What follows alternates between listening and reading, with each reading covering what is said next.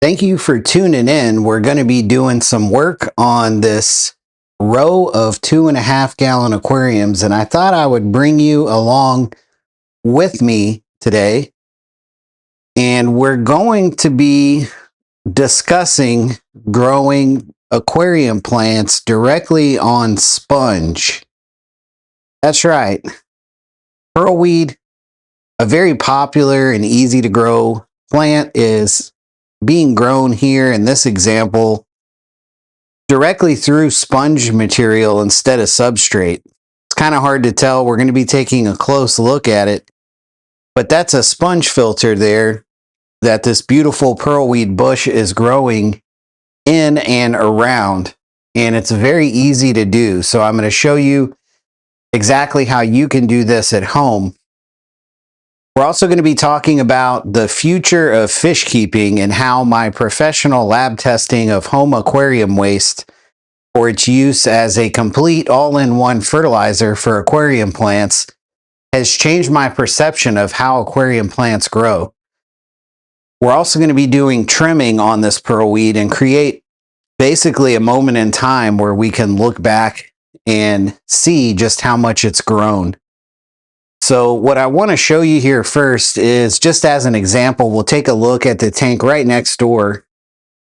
And this is what it looks like shortly after it's set up. Now, you can see under the sponge where those roots are sticking through there. It's been growing on the sponge long enough for the roots to have grown completely through the sponge underneath there. But if you look at the plants themselves above the sponge, you'll see that they're pretty lanky. And that's something that always gets mentioned when it comes to pearlweed, is that you need to trim it often to keep it from kind of growing this lanky, long, straggly way. And in reality, that's just kind of how it grows. We can see here on this one as well, it's just kind of that kind of plant. It's going to grow up tall and long, but what they mean by lanky is really like the distance in between these nodes on the stem. So your leaves are going to grow closer together the more light you have. So if the plant is having to really stretch out to find the light, a lot of times, which you'll see between these two plants here, there's really not a whole lot of difference from the left side. I'll focus in there and then take a look over at the right side. There's not too much difference between the space in between those where the leaves come out of the stem. That's called a node. But if I had low lighting, or if my light was too far away from the aquarium, they would be more spaced out than that, and it gives it kind of a different look. But with this situation, these are just 2.5 gallon aquariums. So we're talking, you know, from the substrate up to where the light is, you know, we're talking maybe, I think it's 8 inches tall, if I remember my dimensions correctly. And normally I have this light that you see here mounted higher than this. I'll give you an example. That's the light that's next to it, and normally the light that's on these aquariums right now is mounted right here to the side. But I moved it down just to kind of reduce the glare for the video here. And so we're going to take a close look at this pearlweed, because I just want to show you how amazing these aquarium plants are. And when you see how this pearlweed is growing through this sponge filter, I think you'll understand exactly why the title of the video is what it is, and why I'm wondering, if I literally just had a piece of sponge for substrate, could I just grow aquarium plants in the sponge? And I mean, obviously, I think I could based on what we see here. But I'm not even sure if I can slide this sponge off without unsuction cupping the sponge filter here. So I'm just gonna go ahead and take it off, and we'll get a look at the sponge from a couple different angles. I've never taken it off of the actual plastic part of the filter, so this will be interesting to see. I wasn't quite sure if the plant had enough buoyancy for it to float, but it sure does. So technically, I don't even need to have it mounted to this frame here. I mean, it's not hooked up to air anyways. I could literally just let it float in the aquarium, which I think is pretty awesome. But I wanted to kind of look at this from all the angles so you could really get an idea of just what's happening here. This is the back that sits up against the back glass. So the plants, when I originally started this, what I did is just kind of wedged the plants between that sponge and the back glass of the aquarium. So when we look at this one next door here, it'll give you a lot better of an idea of what I mean. So you can kind of tell on this one where I have just more or less stuffed those plants back behind the sponge, and the plant hasn't been there long enough to really start growing forward. But you can see how there's runners now starting to grow down forward on the sponge, and eventually those will have nodes that start growing up and out, just like what we see here on the sides. And I mean, we're talking a matter of a few months and it'll start looking like this. Just an amazing way to grow aquarium plants. Now, why does it grow like this? Why is it that the plant grows perfectly fine? Is this not a root feeder? Some may argue because they heard some guy on YouTube say that some plants take in a certain amount of nutrients from their roots and a certain amount from their leaves, and some plants take more, some plants take less. It's all BS. It's all BS. So the way that all aquarium plants, not just some of them, but the way that all of them eat is the whole plant is a giant root. The actual roots, the obvious real roots that we see down there, they're not stems, they're not leaves, they're roots. So what do I mean the whole plant is a root? Well, with aquatic plants, this plant is not going to take in nutrients all the way down at the bottom of the plant down here and use its energy to move the nutrients all the way up the root and into the stem and all the way up the stem, all the way to the end of this stem to grow a new leaf. It's not going to do that. Now on land, a land plant, usually the top half of the plant is not in the substrate. And in land plants, the substrate is generally dry. Unless it's raining, it's dry. And so with a land plant, the roots often have to take in nutrients directly from the substrate. And they do that as a matter of survival. If land plants were not able to take in nutrients directly from the substrate, they wouldn't make it very long in between rain. You know? So rain, the rainwater, is slightly acidic. By the time it hits the earth, it's slightly acidic. It starts in the cloud at pretty much neutral. And as it falls down to earth, it picks up stuff like CO2 from the atmosphere that slowly starts to make it acidic. And that's why rainwater, if you ever actually check it, it's going to have a super low pH. So that rainwater hits the soil and substrate on land, which is typically dry, and that acidity pulls the nutrients out of the substrate and diffuses it into the water. And the water delivers those nutrients to the roots, and it does it in a way that allows the roots of a land plant to take up the nutrients directly from the water. Now, land plants can't do that all the time because, again, it's not always raining. So they have to be able to be versatile. Now, in an aquarium, the whole plant is in the water column. And with aquarium plants, they can take in nutrients from the tip of a leaf or from a stem. They don't need to take in the nutrients from the roots. They don't need to do that. And matter of fact, it saves the aquatic plant energy to take in nutrients from the part of the plant that needs the nutrients. It saves energy. It saves both aquatic and land plants energy by taking in nutrients to the roots or to the leaves, in the case of aquatic plants, directly from the water. The reason for that is plants have to use energy to get their nutrients from substrate. It's called active transport. Now, outside of the aquarium hobby, this is all known science. This is all basic stuff. But in the aquarium hobby, there's a lot of oversimplification that's in the favor of terrestrial plant science. Now, you'll notice in this aquarium, I'm using aqua soil. And there's folks out there that will tell you that you need to have aqua soil. So let's talk about that real quick before we get into trimming this plant. When it comes to aqua soil, and this is not an opinion, aqua soil typically is a type of clay or a type of substrate that is imported from mountains in Japan.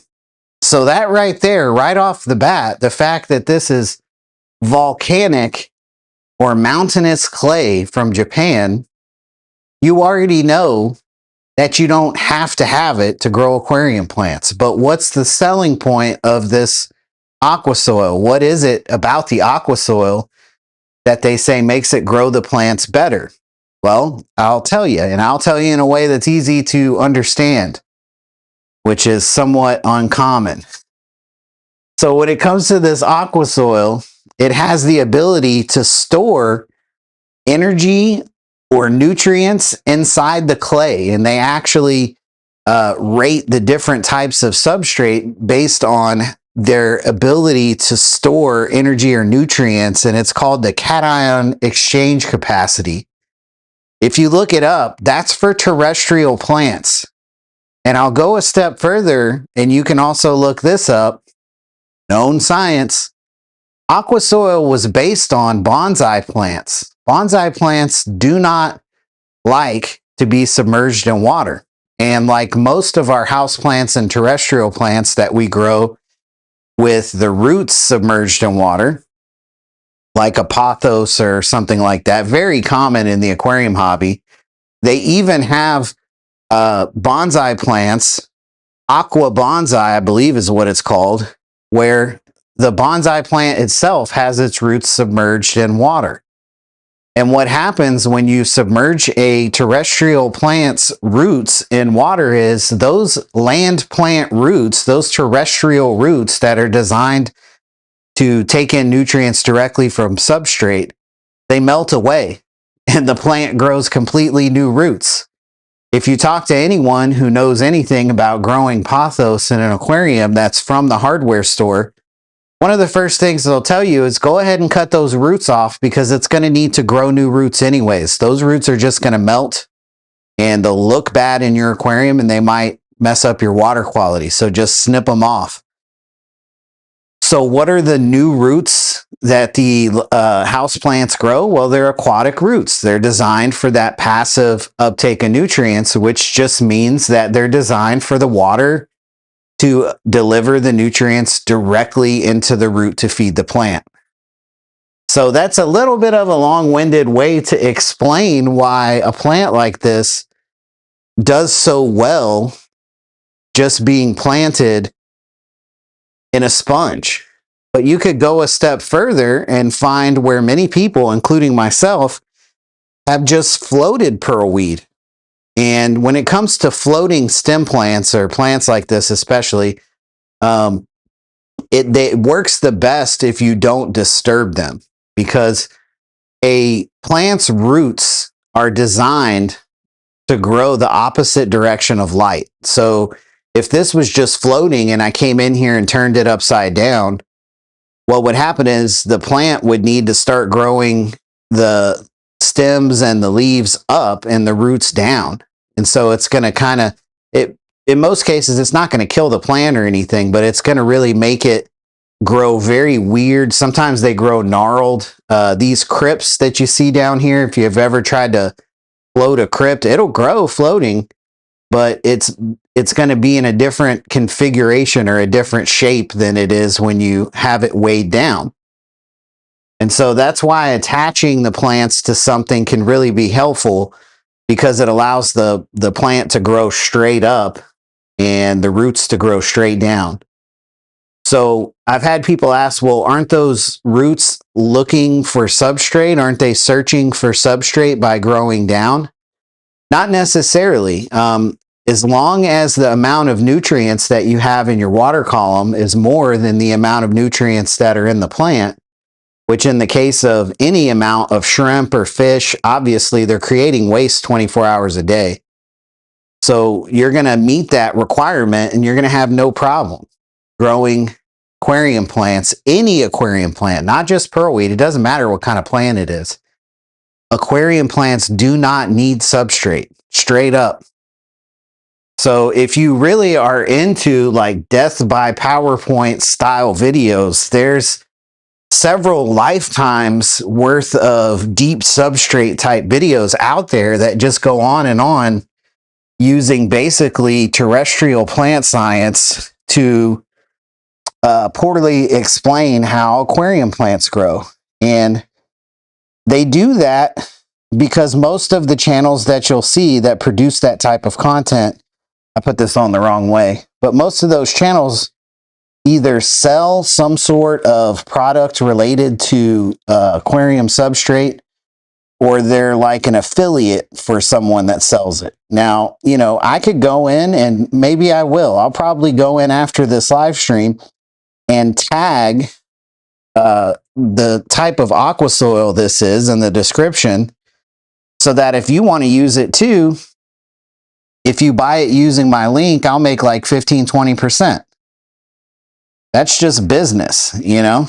I mean, I'm not saying that it's necessarily a bad thing that people want to hype up, you know, products that they're selling, but it is kind of disadvantageous for the hobby to explain stuff the wrong way. And when it comes to these plants, it's been going on for so long that I think that at this point, it's going to take like AI fact checking, really, to put an end to it. I kind of think that we're making big strides in the aquarium niche, getting closer and closer to that moment where people kind of have that aha, and they realize that aquarium plants don't need substrate.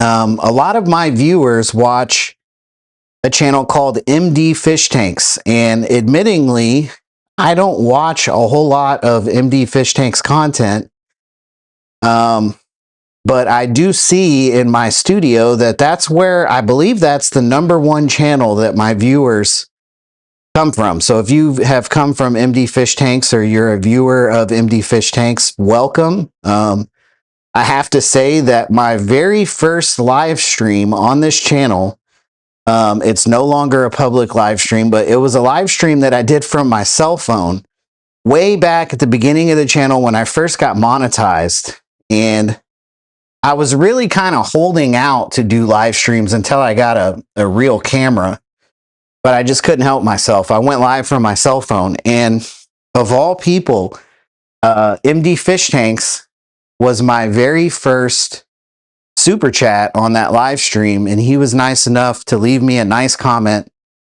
and throw me a couple bucks, and I really appreciate it. And I remember that, you know, obviously I remember it vividly to this day.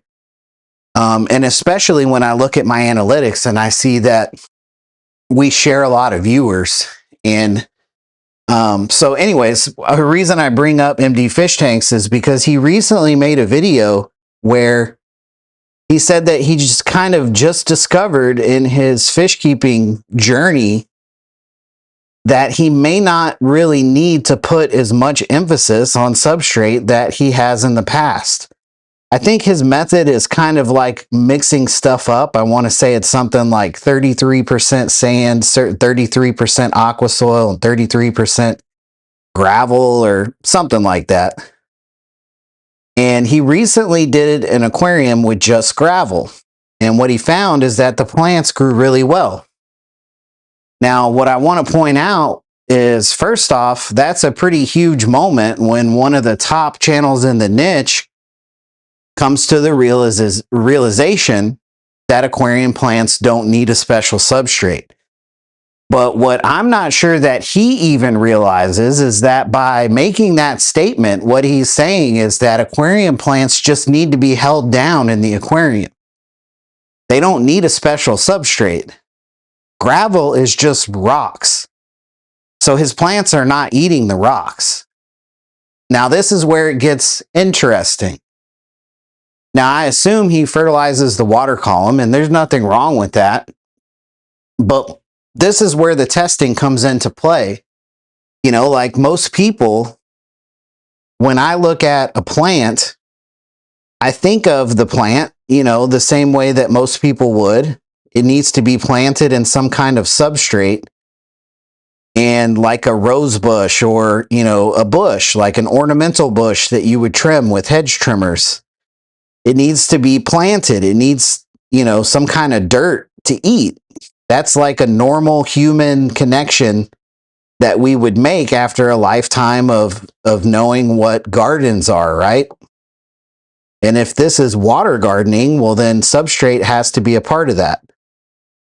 And so, you know, like anyone, that's how I thought. And it wasn't until I needed a place to store some extra plants that I ended up just weighing some plants down in a quarantine tank that had no substrate in it, but it had a ton of detritus in it. And I just used some plant weights to hold the plants down. And I did that so that they wouldn't grow all weird in the ways that I talked about earlier. And at first, I thought the plants were only going to be in there for a couple days. I was going to trade them for some stuff. And I didn't want to plant them down in substrate only to have to unplant them and wash them off and everything. So I just weighed them down, and a few days turned into a few weeks. And before I knew it, I ended up never making the trade deal. And the plants had been in there for several months.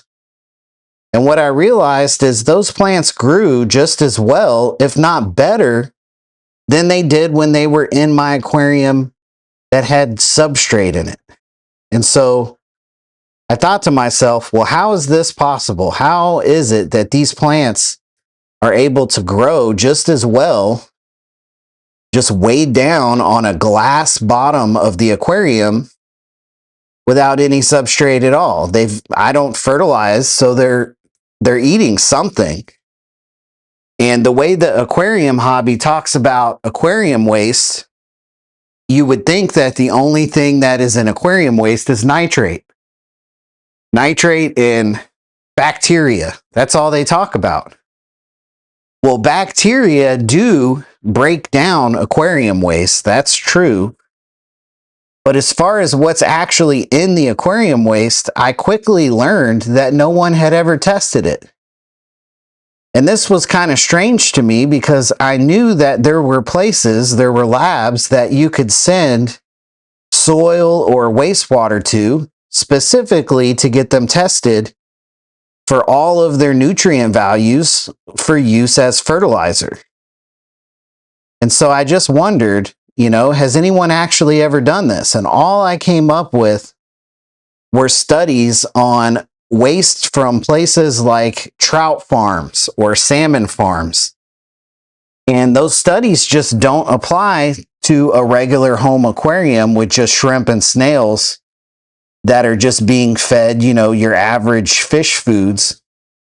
Trout and salmon are much different beasts than a Neocaridina shrimp or an Amano shrimp. And their waste is going to be completely different, as well as their diet.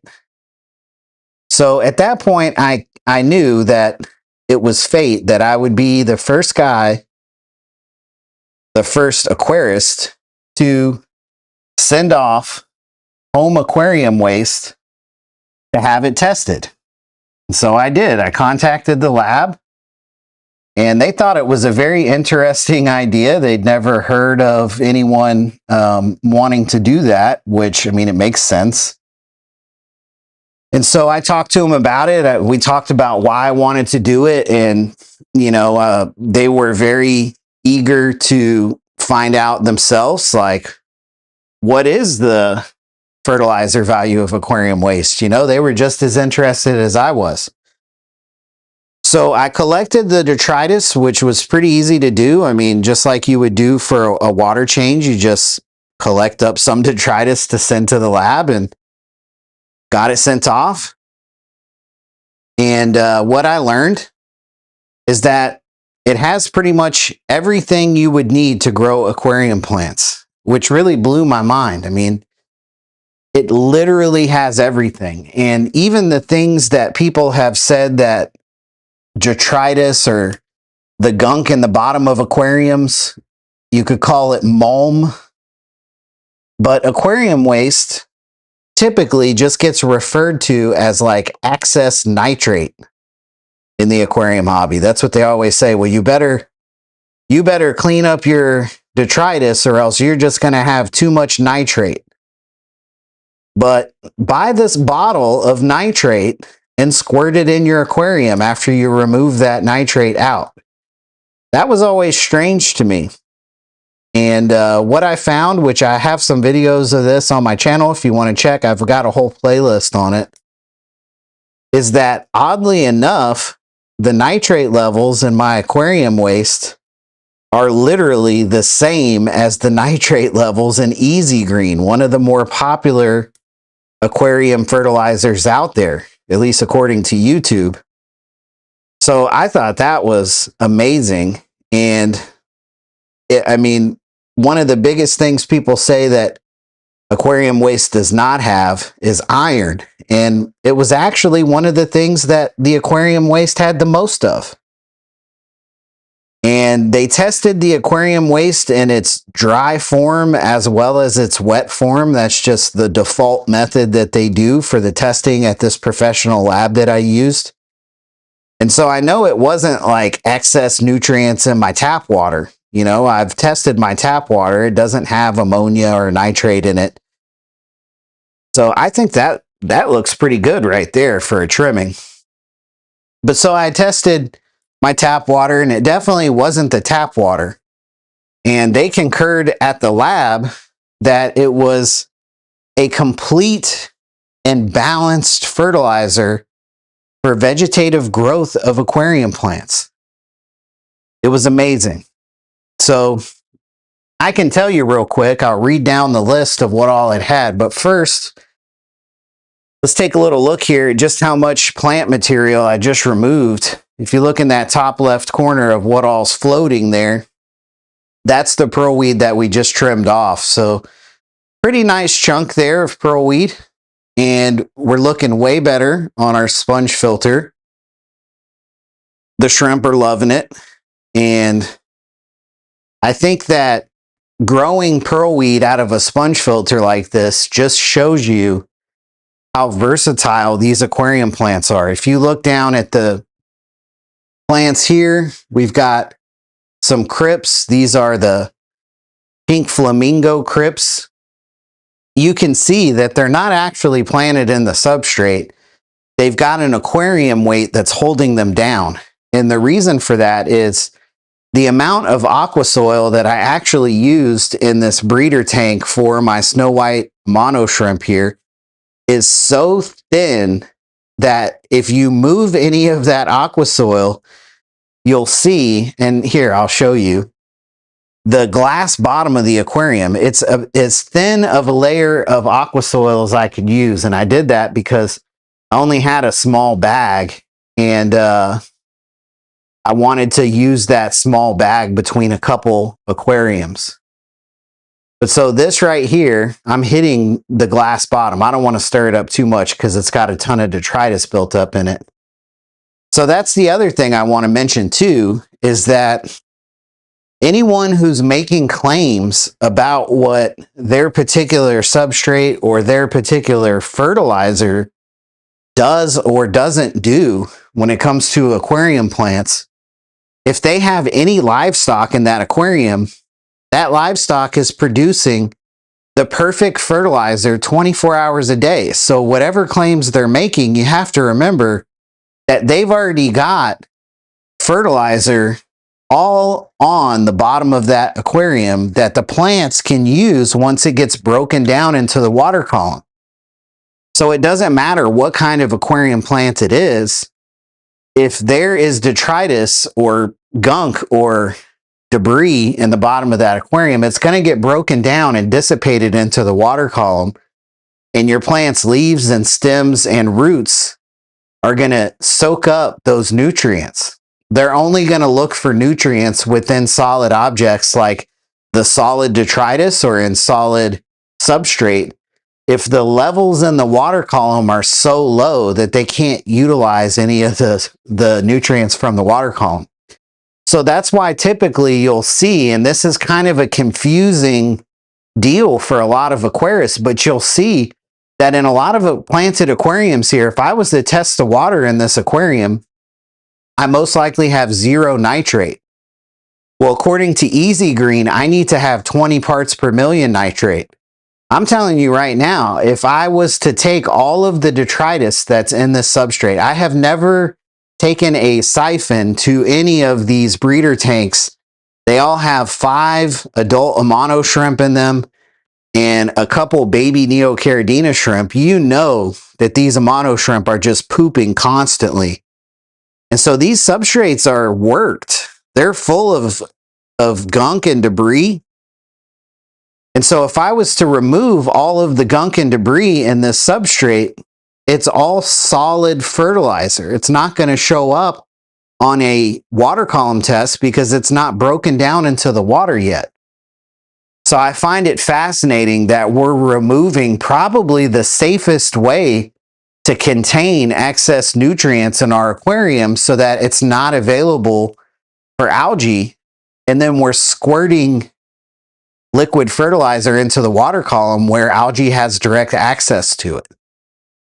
And I don't believe for a minute that you need to measure your water column and only measure it for nitrate and keep your nitrate 20 to 40 parts per million higher than your plants can consume.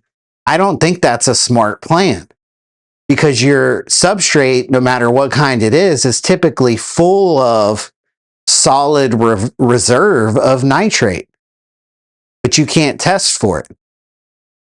So to me, it really makes little to no sense to try to have 20 to 40 parts per million nitrate floating around in your aquarium because your plants are going to uptake what they need when they need it. And when I look at a bush of pearlweed like this, or when I look at a bush of pearlweed like that, that tells me that I have enough nutrients in my water. If I didn't, I would see reduced growth on the plant. I would see yellowing of the leaves, and I do not see that. What I see is happy, healthy plants that grow very quickly. And so to me, that means that whatever amount of nitrate my detritus is producing is enough to feed my current level of plants. So, you know, I'm not saying that you shouldn't have substrate. I have it in this tank. I'm not saying that you need to not plant your plants. You can do whatever you want with them. But even if you plant them in this substrate, aqua soil is literally designed for water flow. Now, it's negligible how much water is actually flowing around in between these pieces of substrate, especially if you've got a couple inches of it. It's going to be very minimal amounts of flow down in there. But what is in between every single one of those pieces of substrate is water. And so as the gunk or debris fills in that substrate, bacteria breaks it down and makes it available in that water for the plant's roots to use. And if you have a substrate, really most substrates, you're still going to have an accumulation of waste on the surface as well. And that's going to get dissipated up into your water column. So for me, what I personally prefer to do is just paint the bottom of the aquarium black, like you see here. And instead of using that dark colored aqua soil, I've just got this aquarium painted black. There's a lot of, you'll see all these moving dots here. They show up really well on the camera. This was actually a problem that Aquarium Co-op had, they may still be having this problem. I'm not 100% sure. But the fact that the cloudy water shows up really well on camera, but you can't really see it in person. I know how to fix it on the camera, but in person, you can't really see all of those dots. They're reflecting light is why they show up so well on camera. But see, I know how to kind of adjust the camera to fix that. But Aquarium Co-op has like an 800-gallon aquarium that for weeks, maybe even months, they were complaining that they couldn't really film because it was just cloudy on camera. It wasn't cloudy in person, it was cloudy on camera. And as you just saw, this aquarium's full of that stuff. Really, all of these are. That's Infusoria. I've got a lot of Infusoria type talk in my videos. Not really going to get too deep into it, but I do want to trim this one too. This one will be pretty fast. But what we've got going on in here, which I'll get a little more squared up with the tank here, and that should let us, let me adjust this tripod so we can get a little closer. But we should be able to take a look here at a young male Longfin celestial pearl Danio. For the longest time, I wasn't sure if it was going to be a male or a female because these fish are just starting to color up. And it looks like it is indeed a male. So they're pretty hungry, and I'm going to feed them at the end of the video. So if you stick around, I'm going to be feeding them some brine shrimp that I've been growing in the Amano shrimp grow out. I'm in between batches of Amano shrimp larva right now in the grow out. So I hatched some brine shrimp out and stuck a ton of baby brine shrimp, newly hatched, into my Amano shrimp grow out. And they kind of clean up the water column, but they also feed the fish here, and it's a great way to kind of store your excess brine shrimp instead of putting them in the fridge or, you know, keeping them in fresh water or in stale hatchery water. If you set up a grow out for them, they're really easy to keep. They're as easy as the Amano shrimp larva. So I've got a ton of videos of that on the channel, but I'm going to run those scissors through here and trim down this pearlweed so that it has a chance to kind of start spreading a little bit. It is growing kind of straight up, and the more you trim it, the more it will try to spread out to the sides or to the front or the back, because you're obviously trimming the growth that's trying to grow straight up. So let me get my scissors and we'll do a little bit of trimming here, and then I'm gonna feed those celestial pearl Danio some of those brine shrimp, and we'll be able to get a little bit better of a look at the longfin. Now for this pearlweed here that I've got going, if you want to try this at home, you can tie it to something. You don't necessarily have to wedge it in place like I did. Let me turn my exposure back up here. But you don't have to wedge it in place. You can definitely just tie it to something. You can take a clump of it and kind of loosely clamp plant weight on it. But you definitely do not have to plant it. If you can just figure out a way to hold it in place more or less, it will eventually grow into a bush. It may take it some time, but eventually it's going to grow into a bush like this. And if you're trying to carpet with it, you can actually stick it into moss domes. I do that a lot. That's what I'm going to do with these trimmings, actually, is just stick them in a moss dome, and they grow like a chia pet in the moss dome. It's really easy to do, and it gives you a bush of pearlweed that you can move around if you need to. And that can be important to do, you know, if you're breeding fish or breeding shrimp, or maybe you just want the option to be able to move it around. Having it attached to something like a moss dome makes it super simple, because pulling up a bunch of pearlweed out of your substrate it's going to be a nightmare to replant it in any way, at least where it looks like it's been growing for a while. It pretty much is going to look like a jumbled mess if you pull it out and try to replant it. So I think I'm going to leave it. No, I'll go ahead and cut these side ones. I was going to say I was going to leave those longer pieces, but I'm a little bit OCD and it might bother me in the long run. So I'm going to go ahead and clip these. And then we can check back on these sponge filters. I'm going to trim the rest of them later. But you can watch over the course of my channel over the next few weeks, you can watch this pearlweed grow right back out. And eventually this sponge filter is going to start looking exactly like this one over here, where you really can't even see the sponge filter anymore. Very easy to do, does not require any special substrate. And if you want to, just like in this tank, you can leave it just bare bottom like that. It's really cool. And for beginners, especially if you're looking at setting up a new tank and you just can't decide, maybe you're watching videos that are kind of confusing and you really can't decide what kind of substrate you want to use because everyone, makes it out to be like a lifestyle. You have to choose one method and stick to it. Just don't choose. You can always add substrate later if you really want to.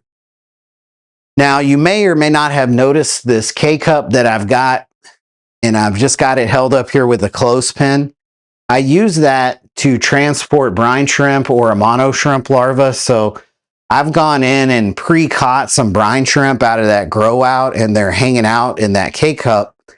So I'm going to release them, and we'll be able to see these celestial pearl Danios take them out. I think it should be a pretty interesting show. They haven't, I don't think they've eaten today, actually.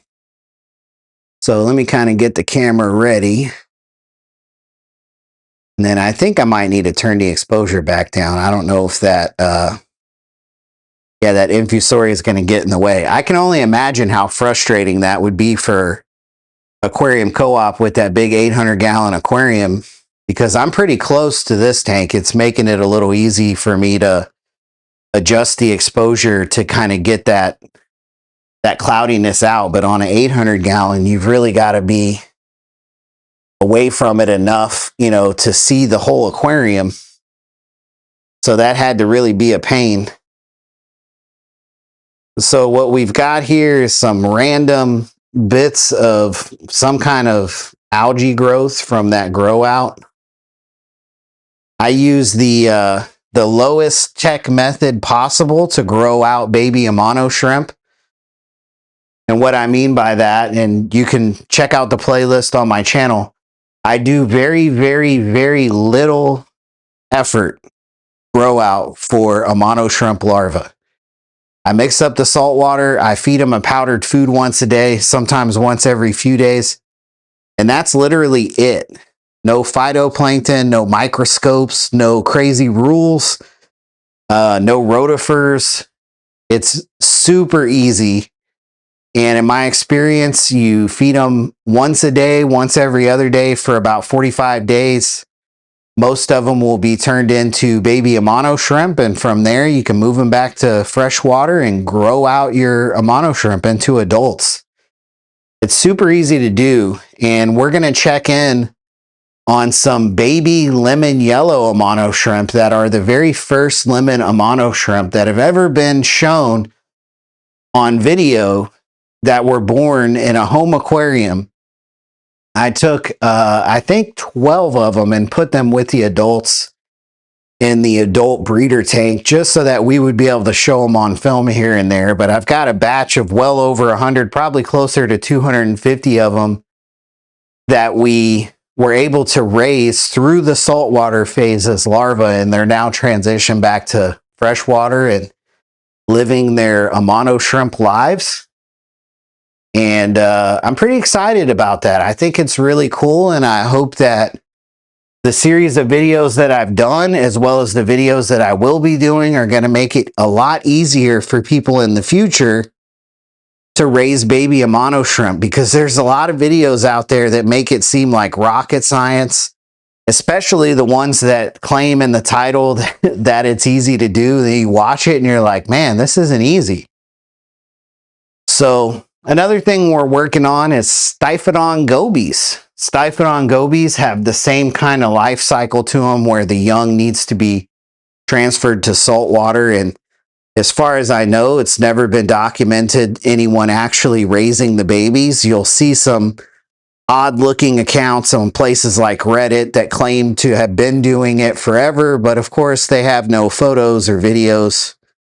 The most that you'll come up with from what I found is photos of eggs of Siphon gobies, or maybe a video of larvae that hatched out, but I personally haven't even seen a video of the larva. I've only seen someone take some videos of the breeding process as far as the mating in freshwater goes, and then some eggs. They might have even been wigglers, I don't remember. But no one has documented raising the babies, and as far as I can find, no one's done any kind of like breeding diary or breeding log showing any success with that. So I have a hunch that I can do it, and it's going to be just as easy as raising baby Amano shrimp, but we won't know for sure until we try. So that's another project I'm working on.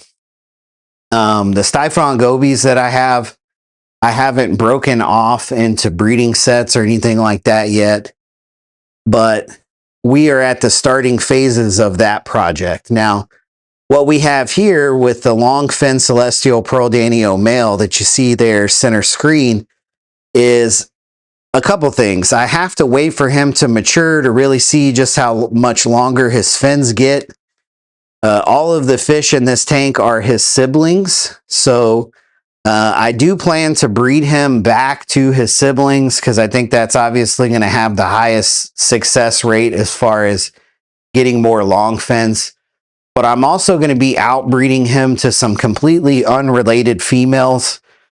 And I do believe that whatever bad genetics that he might have from inbreeding, because that's how you get the longfin gene to begin with. It's a mutation from inbreeding in most cases. And so, you know, truth be told, the batches of fry that I was getting at the time that this fish was born, they did have a lot of genetic defects that were undesirable.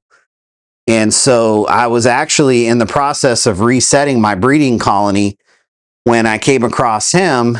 And so I went ahead and held on to him and a couple of the siblings from his hatch group.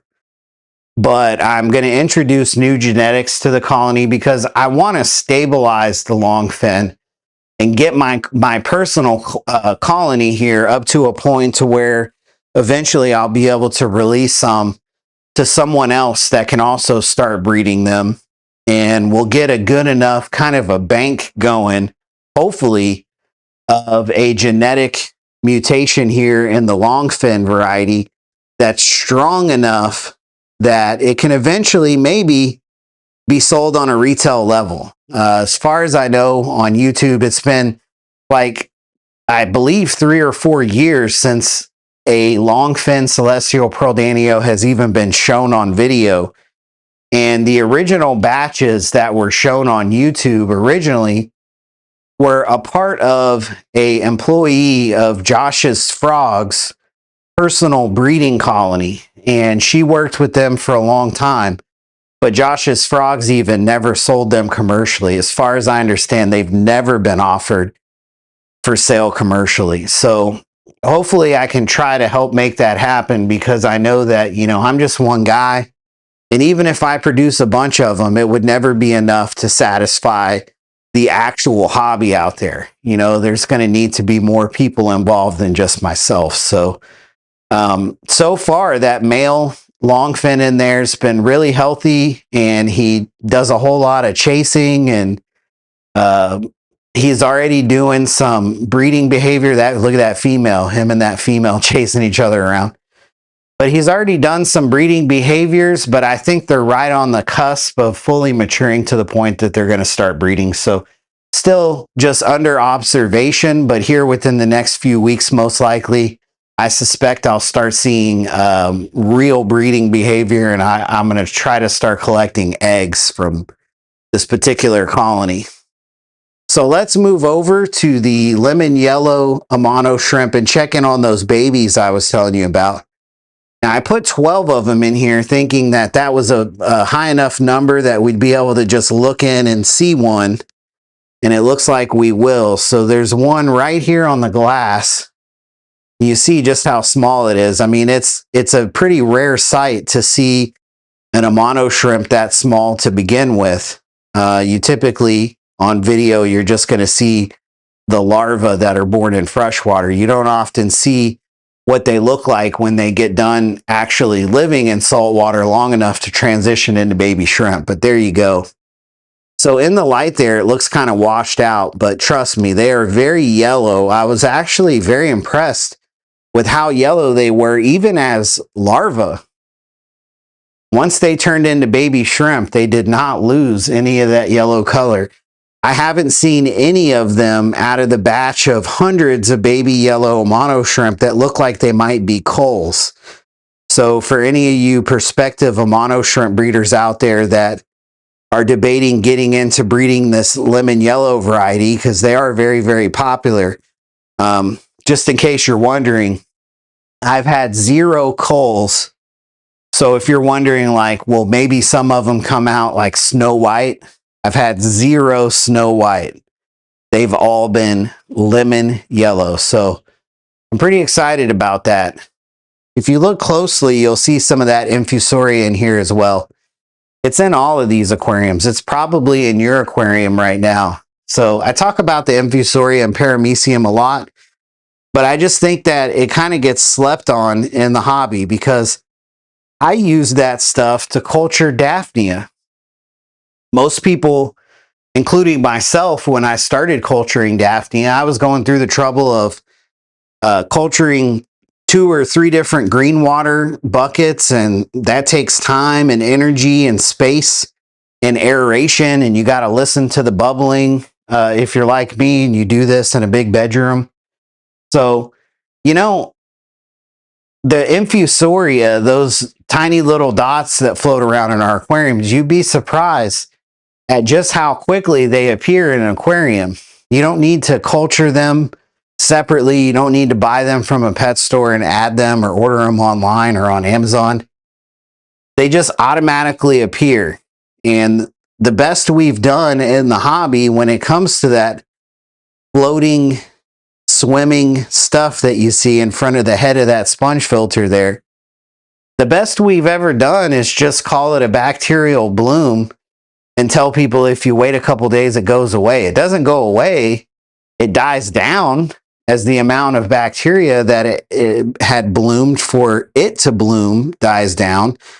But those little floating dots are not bacteria. They eat bacteria, so they're a product of a bacterial bloom.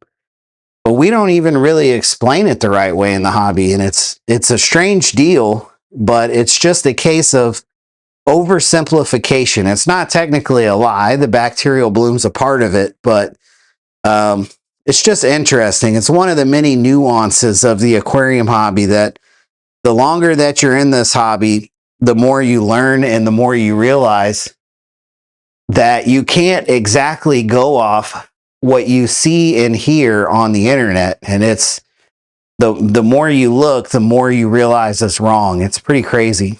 So these are the sun orange Amano shrimp. Mine are pretty red. I kind of think that these would be more popular, obviously, if they didn't have the dots and dashes of the wild type Amano shrimp, if they were more of a solid color.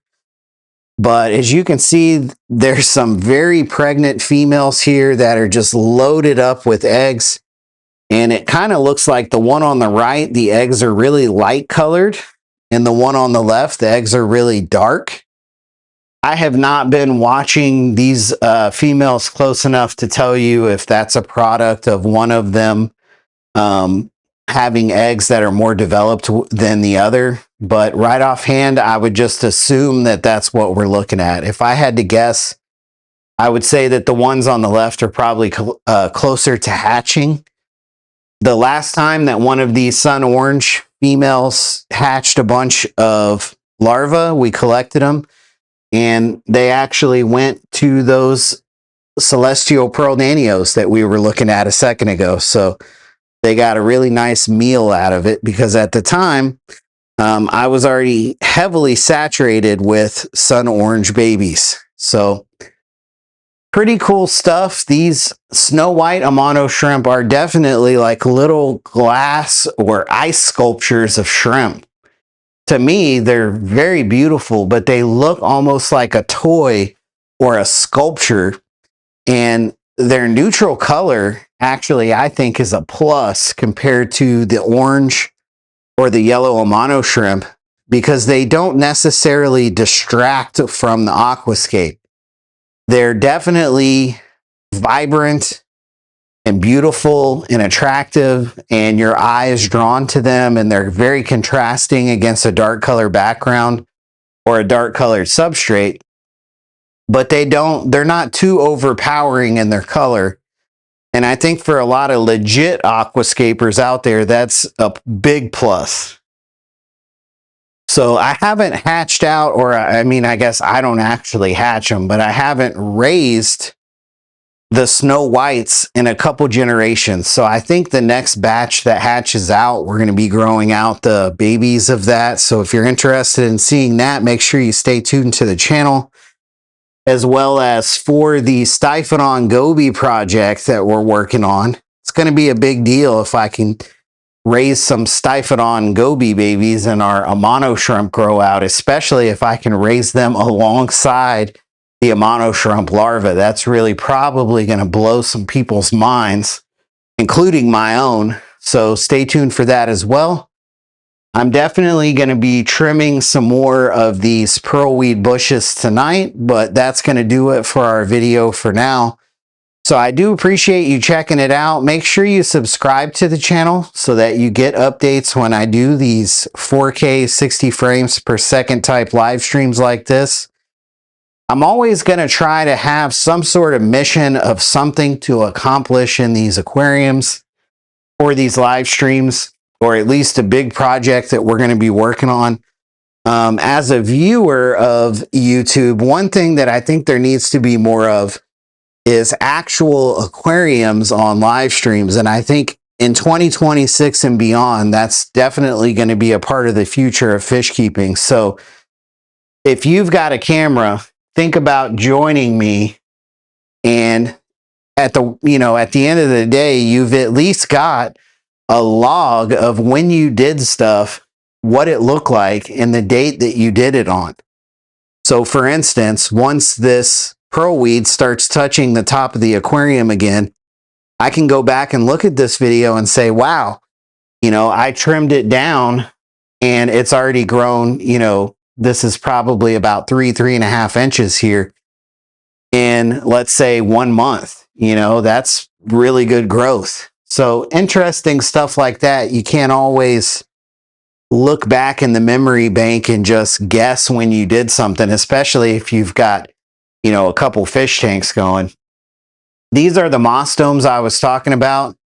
As you can see here, I've actually got Wasser tang growing in these, which I've never seen anyone do before. I did it just to see if it would work. And as you can see, it obviously did. It grows pretty slow, about the same speed as moss, but it grows perfectly fine. All I did was stuff it in there like you would with moss. And it's a great plant. It's got a really cool look to it. We've got some of that cool chai plant right next door here. We got one that's kind of melted back a little bit and one next to it that's doing okay. Those are both Magitarium plant cultures that we picked up. I'm going to be doing a live stream at some point tomorrow if you want to check back on the channel, where I'll be planting this top fin Bakopa, and I'm just going to be weighing it down probably in the CPD area that we looked at earlier that's bare bottom. It might be in one of these these tanks here, but I think I'm going to do it in the bare bottom just to further drive home the point that you don't need to have any substrate in your aquarium with your plants. Your plants do just fine with that detritus. So if you're interested, make sure you tune in for that. Again, I appreciate you watching, and we'll see you in the next one.